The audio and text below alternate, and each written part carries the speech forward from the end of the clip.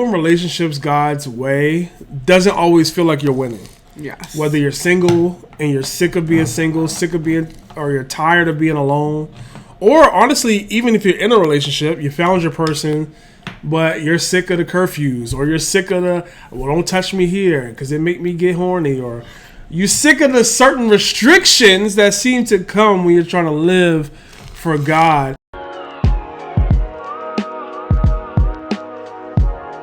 What's up, fam? Welcome back to our channel. My name is Tim.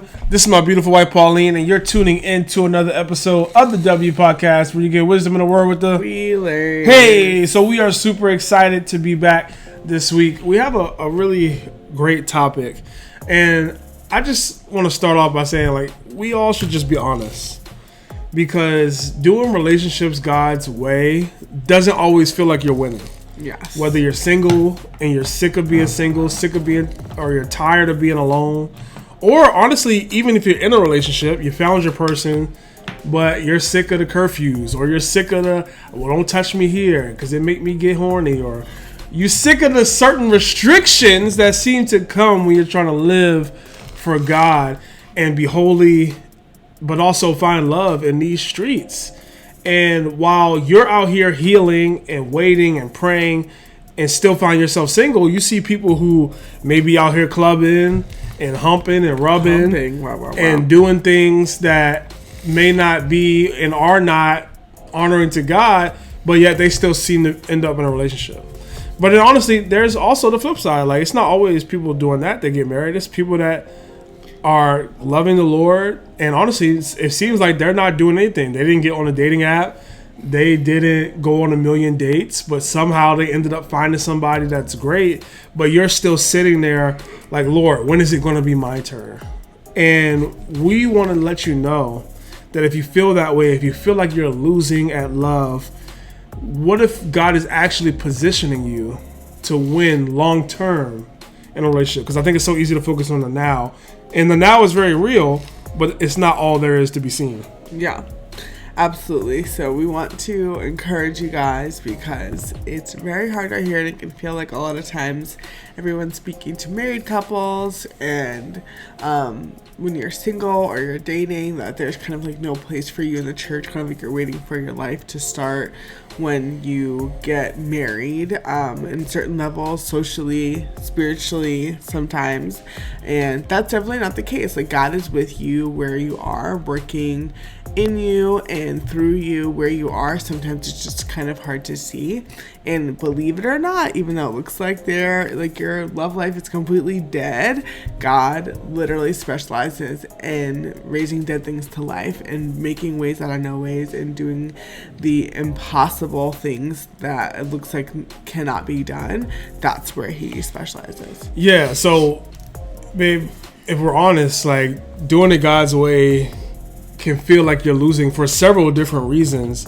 I know the first one is, it feels like, and I mentioned it at the top, but friends can get into relationships faster. It may seem like sometimes that it's almost like, I don't know why I just had this thought, but it's like the woman who she's doing everything she can to get pregnant, but her friend who's not even trying just gets pregnant on a whim, and you're like, bruh, I'm doing all the things, I'm reading all the books, and it's just not going my way.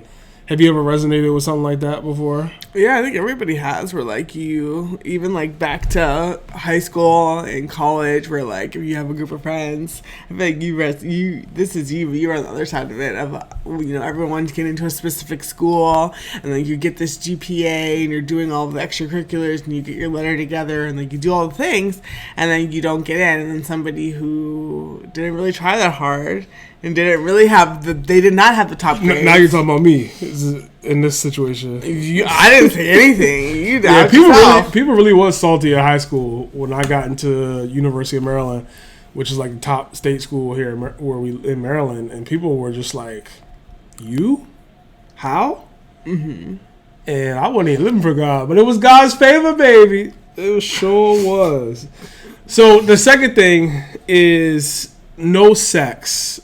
Let's just be real. Let's just be honest. For some of you, that's the thing. Now, I don't want to categorize this all singles are so pressed to have sex. Mm-hmm. because that may not be the thing for you. It may just be companionship or whatever it may be. But also, one of the things that can make you feel like you're losing in love right now is that you feel like you have fewer dating options, whether it be because you're not trying to have sex or because you're just trying to live in a way that other people are not.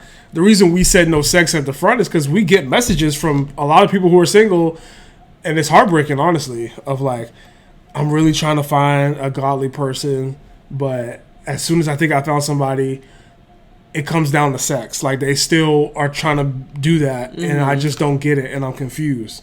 And maybe you resonate with that. Maybe you out here in these streets, and people are just trying to be in these streets. Yeah, it's definitely difficult, and especially if you are somebody who maybe you've been going to the same church for a while because you feel like that's where God calls you to be, and if it's a smaller church, like, that's a beautiful thing, but can feel like your options are really limited, and then you do venture out to try apps to try to, like, cast a wider net because you hear of stories where, like, that can happen for people, and you're not trying to limit the Lord. And it's good to do things in faith, and it's good to do things, that God tells you to do. But a lot of times just the dopamine hits or the lack of dopamine hits with using apps to find a date can be really, really, really discouraging because apps reward instant gratification. The swiping, the selecting, the profile skimming, like kind of getting on there and expecting to have a date. And then, like, even if you do get a date, like the day after you join, you go on the date and, like, that weekend and the date flops and it's not like as quality as you were hoping, and it can kind of train your mind to skip the process or advance or accelerate the process more than it would go if you were to go try to meet somebody without using an app, and that can just make it even more discouraging. And you, like, kind of look back like, oh, I've tried apps for 3 weeks, or I've been actively looking for somebody for a month or two, and you may feel like, well, I stink because it's taken me that long. Like, everybody else is taking them so much quicker. And it's like, in reality is a month and 2 months of looking is not a long time. Yeah. Given the fact that, there's 8 weekends out of that, and you're not, it's not your only job is trying to find a date. Now, we were talking about something the other day, babe. And I'm going to butcher the term, so help me. Okay. Well, it's in marriage. And is it called the silent load? Or what is it when there's a spouse who's doing all of the work that isn't necessarily highlighted or talked about? What's that called? The invisible load. The invisible load. So in marriage, there's this thing called the invisible load where there's a person who maybe does all the chores, or they're thinking about the groceries, or they're picking up the kids and taking them and putting them to bath and stuff that matters, but isn't on the top of the priority list. And the reason I'm bringing that up is because I feel like there's an invisible load when it comes to being single, whether it be in the church or in the world, honestly. If you think about it, if you're single and you live by yourself, do you need a whole loaf of bread? Or do you need a whole value pack of chicken? Like, that. Right, like, that's real. One piece of milk. I saw this thing on social media, and it was like, got like a very small, like, carton of milk that they needed, and they live by themselves, and then the cashier was like, oh, you go ahead, skip the line, you just got one piece of milk. One piece of milk. Yeah, I mean, that's real though. It's like there's so many subtle things that is not trying to call out that, oh, you're by yourself, but in a way, going to a restaurant and, like, sitting by yourself, and in a way can very make you feel like you are by yourself. Like, you go to, like we said, a restaurant. There's not one chair at a table. There's usually two. Like, that's just how it is. And those little things can add up. Or even in church, if it feels like the people who are married get special treatment, or they seem to get invited to all the things, or I've heard that. They get a +1 and you don't. Like, I don't want to come by myself. I want to bring somebody. Why don't I get a +1? Oh, you don't have anybody. That's just like that reminder. I got friends. Bring my dog. Somebody. No. So those are some of the things that can really make you feel like you're losing at dating. And we don't want you to feel that way. And we're going to encourage you by the end of this episode, hopefully, and kind of remind you of who you are, where you are in life, and the benefits that come with it. But we wanted to address some of the very real things because we know that at the end of the day, a lot of people do feel that way. And they feel like they aren't winning by the world standards, quote unquote. Now, there's a couple of verses I wanted to read because I think it's important when we talk about anything that we talk about scripture. But I'm hoping that these will encourage you. And honestly, I would just suggest and encourage you, if you do resonate with this in the sense that, I feel lonely, and not all the time. We're not saying that every day of your life you're just dreading being single, but for the moments where you do have the times where you're like, I really wish I was in a relationship. Mm-hmm. Like cookout season's about to start being here. I wish I had somebody to go with, or I wish there's a lot of blockbuster movies that are starting to come out. I wish I had somebody to go. Like for those times, like Psalms 37, if you just read the whole chapter, I feel like there's a lot of verses in there that could really encourage you. I'm going to read a couple here. Psalms 37:4. Take delight in the Lord, and he will give you the desires of your heart. And I think sometimes we don't really believe that. Mm-hmm. Like we don't really believe that God cares about what's in my heart. Mm-hmm. And honestly, the interesting thing about this verse is that as you're taking delight in the Lord, what happens with your heart is that whatever your desires are actually are his desires, because as you're spending time with him, he molds you and he shapes you. But that's not to say that his desires aren't necessarily things that you care about. This is all the way off script, but hopefully the Holy Spirit. If you think about in the Bible, babe, Abraham, he wanted a son, but God said, because of your faith, I'm also going to make your name great. Abraham, I'm sure his name being great was cool to him, but that's not something you would necessarily think God would say to somebody. Like, because God wants and deserves all the glory for himself. But he was like, I'm going to make your name great and give you some glory as well. My point with that being is, don't get scared if you hear somebody say like, oh man, God's just going to give me his desires. And it's like, his desires are cool too. Like at the end of the day. Very fair, yeah. The other verse I want to read, Psalms 37:7. Be still in the presence of the Lord and wait patiently for him to act. Don't worry about evil people out here sexing and yexing and who prosper yexing? Or fret about their wicked schemes. So don't worry about people who look like they're successful and look like they got it going on. Don't worry about it. Just wait patiently for the Lord and know that he is with you and he's got you. The other verse, the last one, Psalm 37:23. The Lord directs the steps of the godly. He delights in every detail of their lives. I've read this verse before on the podcast, but it's still so true. Like if you really think about it, he delights in every detail of their lives. The delights means to take great pleasure. So God takes great pleasure in every detail of your life. When you wake up tomorrow morning, he takes great pleasure in you getting up, getting dressed, getting out the house to go to work. If you have a job, hopefully, maybe you work from home, that's great too. So he takes delight in all those little things. I think sometimes we feel like the mundane things of life are so boring. God is nowhere to be found. But we have to challenge how we think, because his ways are not our ways. And while we're wondering, God, where are you? He's like, you're right where I want you. Right. You're developing the character that's going to set you apart. You're not going to have that first year, my marriage was awful, my marriage sucked, because I'm so working out your character right now in a way that's going to prepare you for marriage that other people are not going to be prepared for. That when you step into your first year of marriage, it's going to be amazing. It's going to be so fruitful because you're going to be prepared for it. Whereas you're not going to step into it and it's just going to be chaotic and messy and you don't know how to communicate. And you're just going to be so much better off.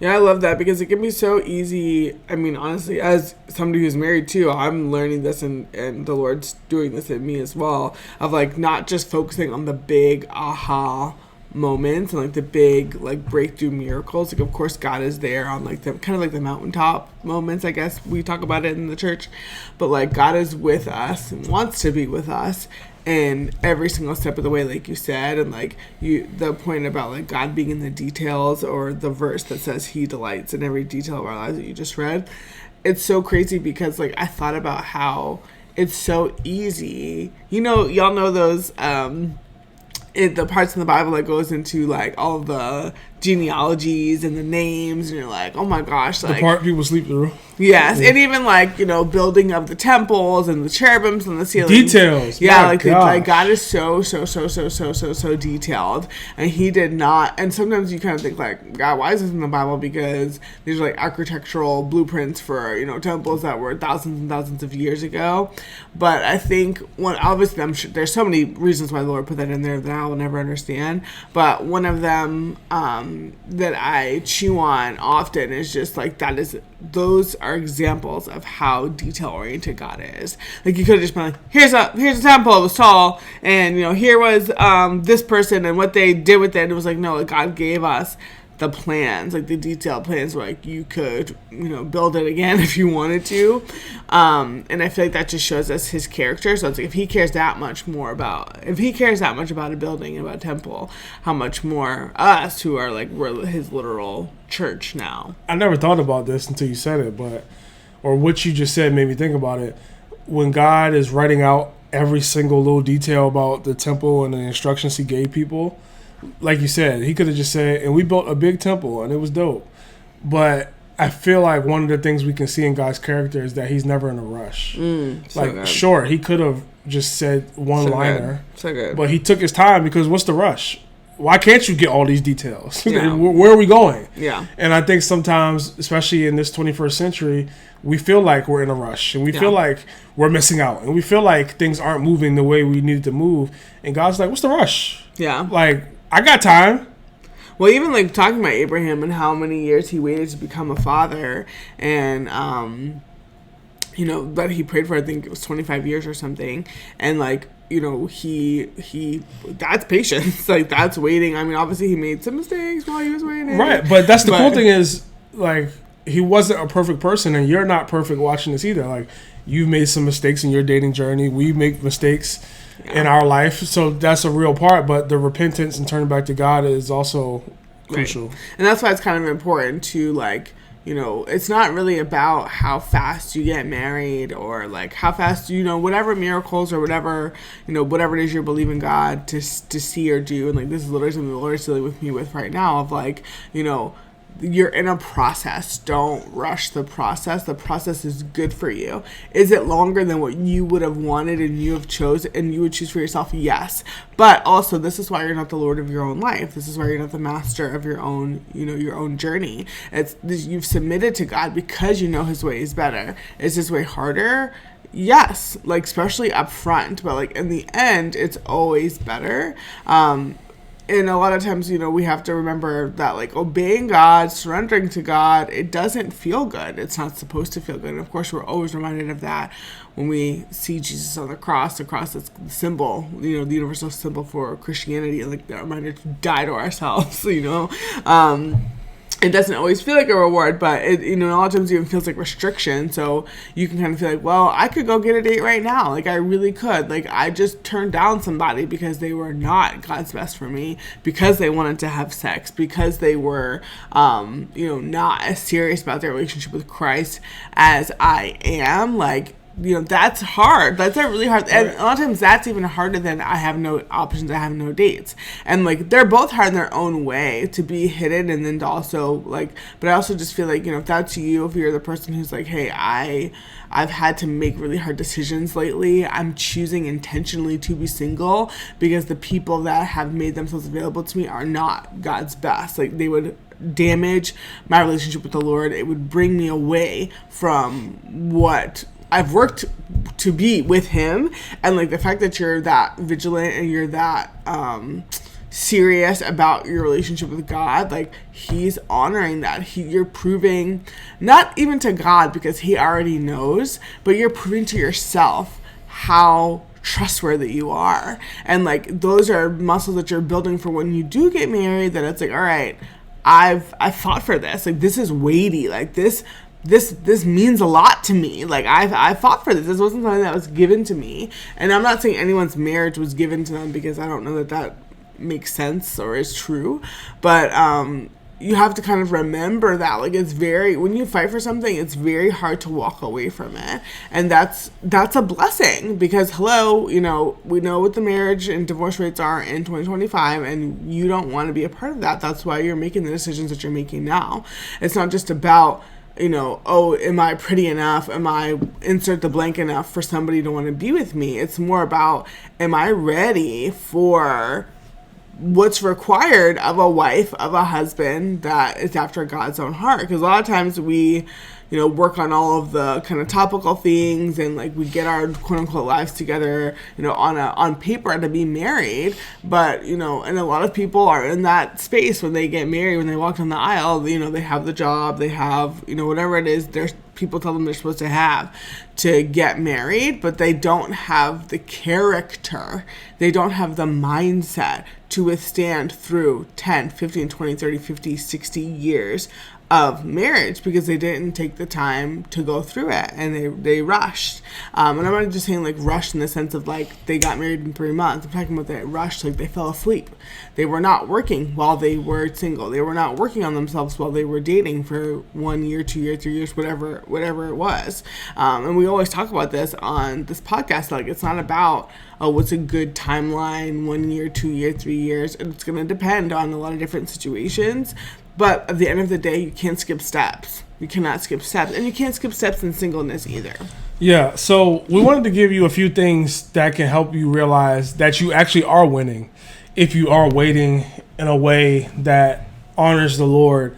And the first thing is you have peace. Like, that's a big deal. Yeah. Like, you don't have a... Peace is expensive. You shouldn't have a bunch of romantic relationship drama. You may have family drama. That's a whole separate podcast. But sometimes, in your love life, you shouldn't have a bunch of drama. You shouldn't have 2 or 3 people thinking that you're talking to them at the same time. You shouldn't have people calling you out your name and saying that you're this and you're that, because you're not even attracting people who would do things you're like not that. Dealing with them. You're not going to be on Real Housewives. Like, you are not a reality TV star, and you're not profiting off of that. Like, you wake up in the morning, you hear the birds chirping, you're listening to your Bible, you are worshiping the Lord on your way to work, on the way to the gym, or you're going out with friends and you're having a good time with them. Like, it's not always just spiritual stuff, which obviously is very valuable, but like, there's practical things. You have a great family, you have great church community. Like, there's different things that you have going on that you can focus on outside of, I don't have somebody to go on a date with. The other thing is clarity. Like, you're not stuck wondering, what are we? You're not in one of those situationships where... Yeah, people in them joints for months and years. But you know why, though? At least when I was in situations like that, and I never even got into it like a But deep... to say, what are you talking I never about? got to like a deep situationship, but I've been in situations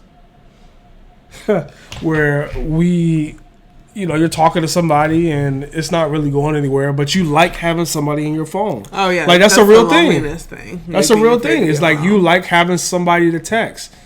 We know somebody that we're close with who had a situation, and it wasn't even a situationship. It was a very healthy getting to know process, but it was like, it was nice to have somebody to be able to talk to that's not my family or not my pastor or like whatever it may be. Like, it's nice to have somebody else to talk to, and that's a real thing that you have. The companionship, and the companionship, and it's tough because like that's not wrong. We're not trying to guilt you if you like companionship, because everybody's built for companionship, and that's why friends are valuable for family. There's so many different ways to find. We just don't want you to be a mess, right? And for the sake of companionship. Yes, don't be a mess for the sake of companionship, not wanting to be lonely. That's good. So the third thing is growth. Like, these are things that you can feel like, I'm actually winning when it comes to my love life, instead of feeling like you're losing. Mm-hmm. And growth is God preparing you and protecting you for your future. We've kind of already talked about that, but that's a real thing. Like, don't take that for granted, that you could actually step into marriage and it be healthy. Yeah, because I think one thing that people don't always really realize, or it can be easy to forget when you are single, I feel like people who are divorced, they know this, so they're like happy to wait and happy to like take their time because they know what I'm about to say. So like, when it comes to growth, when you have the right person in your life, and you are obviously doing everything you're supposed to do as much as you can, like, your life will advance at the proper pace, whatever that means.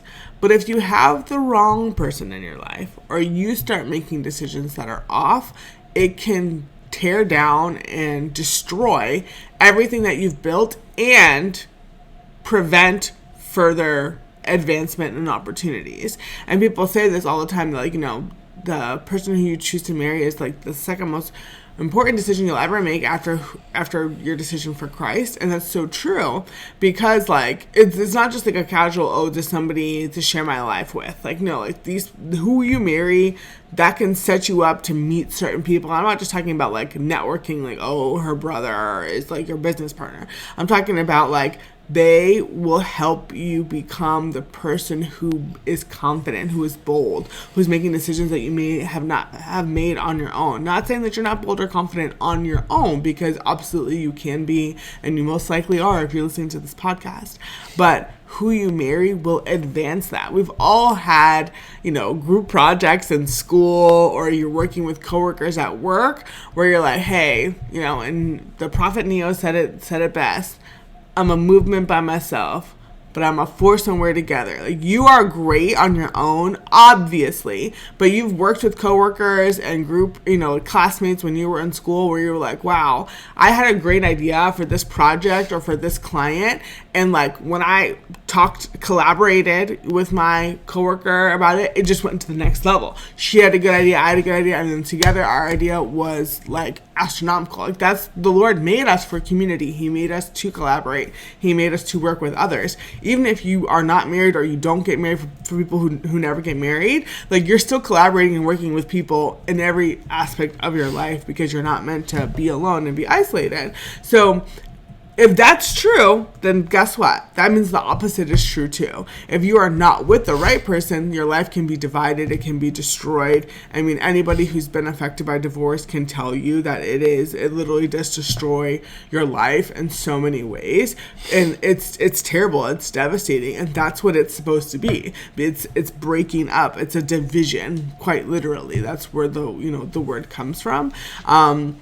And it's not fun, and that's why God doesn't like it. I don't think it's so much of like, oh, well, who's wrong, who's right, who caused this divorce. It's more about like, that there's a grief, there's a death within that. And it's the same that goes with, when you are, obviously when you're married. And that's why it's really important to not rush the process and know, like, okay, it can feel pretty awful to be alone, when you don't want to be alone, but it's really, really, really, really awful to be with the wrong person. Yeah, and the fourth thing that you get when you are single, and will show you that you actually are winning, is time. And you hear people talk about all the time, probably sick of hearing people talk about how much time you have. Because you probably don't feel like you have time right now. Right, but that's a real thing. Like, there's time for you to be able to focus on you and whatever God is asking you to do in this season, and you don't have other people. At least you don't have a romantic partner. You may have family and friends, but guess what? They're going to be there when you get married too. So there's not an extra weight that will come yet, that you may not already have. The last thing that we want to talk about is positioning.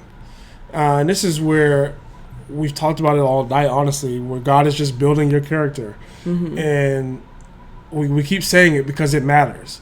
Like, you can't have a healthy marriage without healthy character. There's a reason why people who have all the money in the world, who have everything that you think would make a healthy marriage, like having a nice house and having food to eat and having clothes and being able to go on the best dates and the best vacations. Oh, they look so in love. They're divorced 2 years later. Why? Character. Relationship character. Like, that matters. Like, you may have character at work where you show up on time, you work hard, you do well, but when you come home, it's trash because you don't have a relationship character where you have the patience to sit down and talk to somebody. Like that happened to us last night. That's real part of marriage. You have to have conversations that you don't want to have sometimes in order to be able to move forward together in unity. And if you don't have that relationship character to be able to know you have to put that work in and then know how to put the work in, that's going to cause issues. And this is a time in singleness where you actually can develop that, and the Lord can work on your relationship character even though you're not in a relationship, and he can show you how to prepare yourself. Mm-hmm. So we wanted to get a little personal real quick, and because we've been there before. Like, we've been in situations where we felt left out, we felt forgotten. We've been in situations where maybe we feel like everybody else is doing things that we can't do in a relationship because we're trying to honor God. Yeah. Is there anything that comes to mind? I mean, yeah, of course. Like, I know I was intentionally single all throughout college because you could have had somebody. If you wanted, you had it like that. It's not like they were, breaking down my door, but I mean, I wasn't like, a pariah, but I remember one guy trying to holler at you.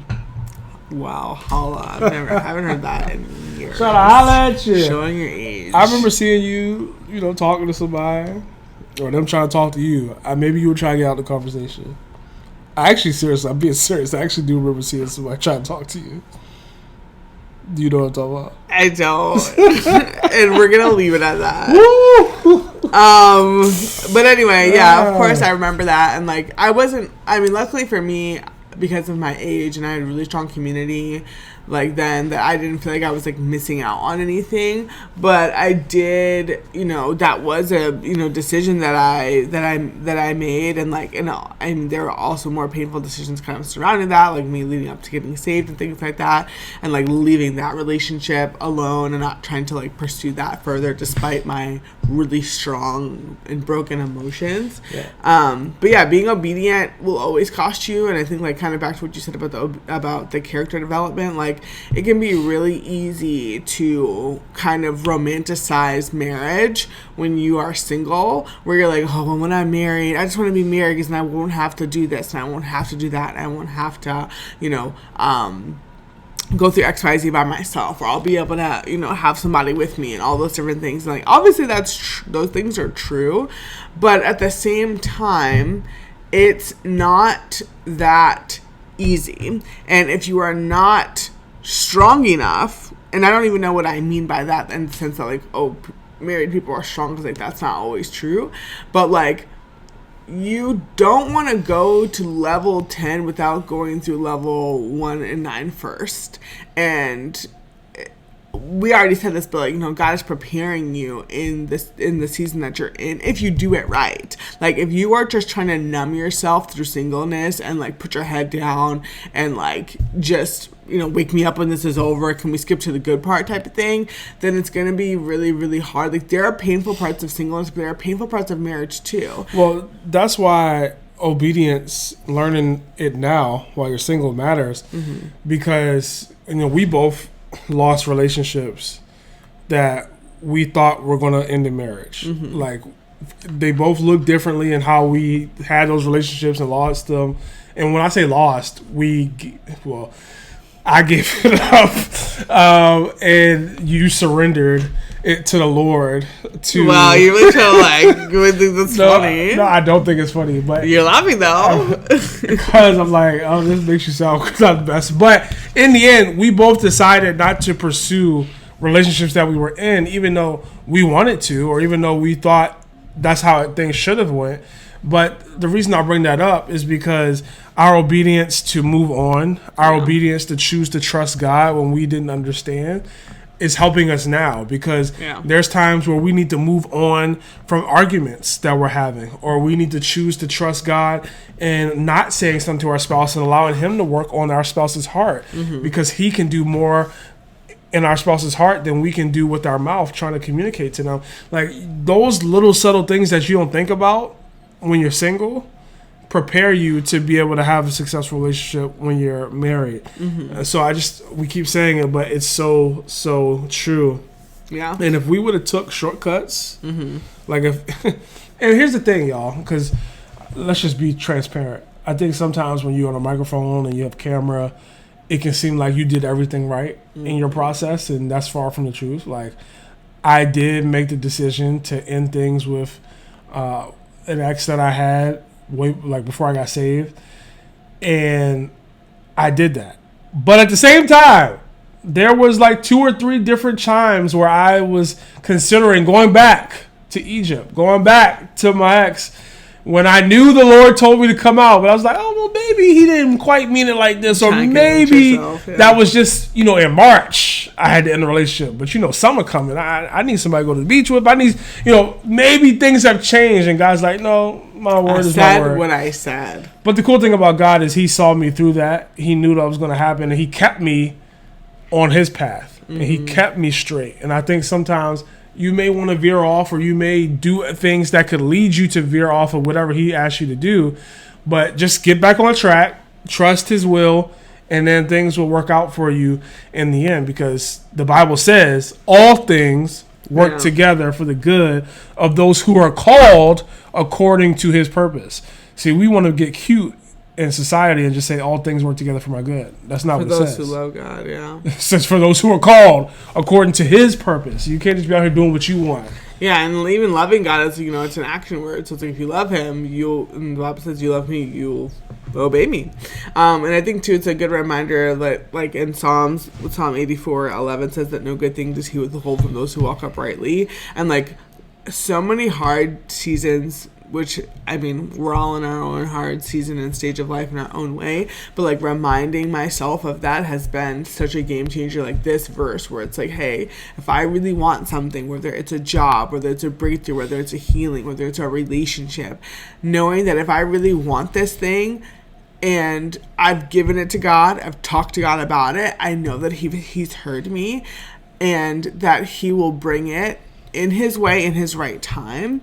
But if he doesn't, it's because it's not best for me. And, like, really having to swallow that pill of, like, that final word of, I don't know what's best. Like, I know what I want. I know what I think I want. I know what I think I see. And, like, especially if you're single, thinking about, like, I want marriage. Marriage is good. God said marriage is good. I may want this marriage with this specific person or this type of person. I may think I know what's best for me. And this helps a lot with breakups. Like, for me, going through breakups, thinking about that, where it's like, I really wanted this person. I thought this person was it. I did my research, and I know that some of you are like that too, where you're like, I checked all the boxes. I did my, my Wikipedia FBI deep dive. Like, I talked to everybody who knew them that I could, and I felt really good about this. I prayed, I had peace, and it still didn't work out. And it's like, you just really have to trust God that you dodged a bullet. Like his, that person's rejection of you, or God telling you to reject that person, is really his protection in his own direction. And, like, there's so much where we're humbled and where we have opportunities to cling to the cross and cling to the feet of Jesus, not understanding why something didn't work out. And it's just knowing, like, and trusting his sovereignty. Like, I understand and I know exactly everything that I'm supposed to understand and that I'm supposed to know. If I don't know and I don't understand, it's because I'm not supposed to. That and I've had to come to this place too in my own relationship with the Lord, knowing, like, all right, I would probably mess it up in some way. If I knew more than what I know right now, I would probably go ahead and do something that I'm not supposed to do. That's going to hijack, my future, my legacy, and my children's children, and, like, all of those different things. And I know it can be, you might think, like, you're doing too much, but it's like, whatever you have to do to tuck yourself off the ledge when you have a sense of, like, I'm getting in God's way, that's what you need to do. Yeah, and that leads right into what I was going to say next. So, you don't want to quit 5 minutes before your breakthrough. Mm-hmm. Like, sometimes we get so close to, I'm sick of this season, I'm going to just do my own thing. And God's like, if you would have just waited 1 more week, 2 more weeks, 1 more month, like, I would have brought something that was better than you ever asked, thought, or imagined. Jesus. Or maybe God will still be gracious to you and give you those things, but now you got to deal with the consequences of sin. Like, everybody knows Abraham had Isaac, and that was the promised child, but nobody talks about his other son, who to this day, because Abraham went outside of God's plan and had a son that was not who God wanted him to have a son to leave a legacy with, that nation that came from that son now fights with Isaac's descendants And that's why a lot of the tension in the Middle East is happening to this very day, because Abraham decided to do something outside of God's will. And we don't realize how Legacy. doing things outside of God's will, even if in the end we still get his promise, it still leads to pain and discomfort. Like Abraham still had to have the pain of sending his son away. Why can't I remember his name right now? What was the son that... Ishmael? Yeah, thank you. Abraham had to send Ishmael away, even though he loved his son. He didn't want to do that, but God said, hey, this isn't who... I guess his wife was kirking. This is not who I told you to... I was going to leave my legacy through. And God had to send that child away from Abraham, as painful as that is. And let's just be honest, like, this is kind of getting down a rabbit hole, but I think sometimes we can read things in scripture and it's confusing and it's not clear. It's like, how could God do that to that child?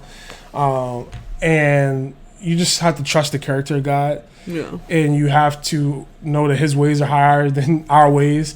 And the cool thing is God still said that he would look out for that child and he still protect that child, even though that child was a result of somebody's sin. Yeah. So that was a side and note. Obviously that happens a lot in society now. Children who are born out of wedlock, and it's not, God obviously is still, it's not surprised when those things happen and has plans for those, but I think that it is such a beautiful reminder, even when you were talking about Abraham, because, think you mentioned earlier in the podcast how, God told Abraham that not only am I going to give you a son, but I'm going to make your name great. And he did that. And because of Abraham's sin, it's like his name is great in more ways than one, and not just through his legacy through Isaac, but also through Ishmael and all of the, stuff that you mentioned going on in the Middle East now. Yeah. I don't know if that part makes his name great, but I get what you're saying. I mean, there are a lot of great people. Yes, I know. Not great people, but people who... It's complicated. It's called being human. Mm-hmm. Now, the other thing I wanted to say is, on a personal note, because we're talking about don't quit, don't give up, but also the idea that God can change things in an instant. Amen. So you may be tired of being single, but God could have somebody literally that you meet next week that could be the person that he wants you to be with. Like, we just have to trust God's plan. Like, there was a time in our life where we didn't know or think or see a way that we would ever be out of student loan debt, that we would ever move out of the apartment that we were in that was small. But God ordered a step that he made a way, honestly, in ways that we never could have planned, we never could have thought, but he made a way, and he can do that for you. He will do that for you, and you just have to trust that his ways are higher than your ways. There's a story in the Bible that talks about there was a severe famine. People didn't have food to eat. Like, people were literally about to start eating poop because they didn't have food and they didn't have money to buy food, and the land wasn't producing food. And it says that the next day people were selling food for like a lot of money. I forget the actual breakdown, but like people were selling food for like silver, but that was nothing because God, and you got to go read it for yourself. And as you close this out, I'll look up the actual verse so you can read on your own time. But my whole point is, just because things look away doesn't mean that things are away. Or a better way to say that, just because things look away that doesn't mean that's the only way that things are going to work out. Like, God has ways of doing things that confound the wise. Like, that you look at it and be like, this doesn't make sense. I don't see how this is going to work out. And God's like, I don't need it to make sense to you. Yeah. Like, I do this. Yeah. And that gives him glory when it is something that is totally, sideswiped or so totally just like out of the norm, because then you're like, wow, I have to tell this story. Like, I have to tell this story. No one's going to believe me unless I tell it. And I'm so excited. I'm amazed about this. That's like very much how I feel about having a home birth after cesarean section, doing something that I was told, really can't be done, shouldn't be done. By somebody like me, and I'm like, yeah, Lord, I cannot believe you did that to this day, and I will never get over it.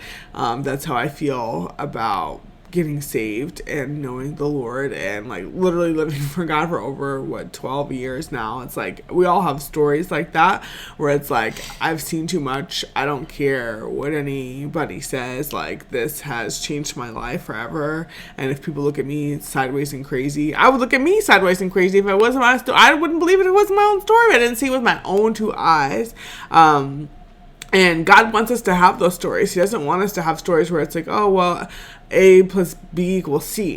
It's like, he wants us to have stories that are A plus B equals the rest of the alphabet. And there's no way that this could have happened for me, if it wasn't for the supernatural power of the living God.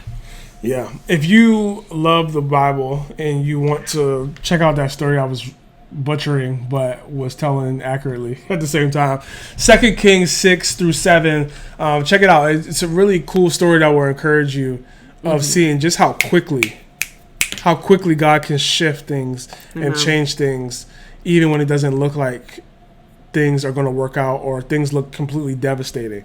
So that's our whole goal, honestly, with this whole podcast, is just to encourage you. Like, if you feel like you are losing in your love life, you're not. Even if it looks that way, God can change the situation that you're in an instant. Yes.